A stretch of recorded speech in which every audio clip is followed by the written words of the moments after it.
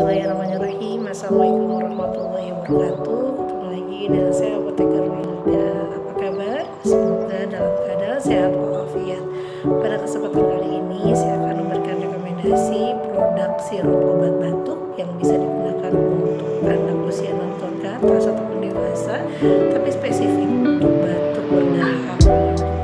Ketika kita menggunakan obat batuk berdahak ini, jangan lupa harus disertai dengan mengkonsumsi air putih yang sangat banyak dan juga mengurangi konsumsi makanan pedas ataupun makanan yang digoreng di fry gitu ya, karena itu sangat mempengaruhi kinerja dari obat apa saja yang bisa digunakan untuk mengurangi batuk berdahak. Silahkan disimak setelah ini. Jangan lupa selalu konsultasikan dulu kesehatan kita dengan dokter keluarga dan boleh sekali datang ke apotek untuk berkonsultasi dengan apoteker yang ada di dekat saudara. Produk yang pertama adalah Desovan Extra Serum, yang kedua ada Sanadil Expectorant, yang ketiga ada Wax Expectorant, produk yang keempat ada OBH Combo.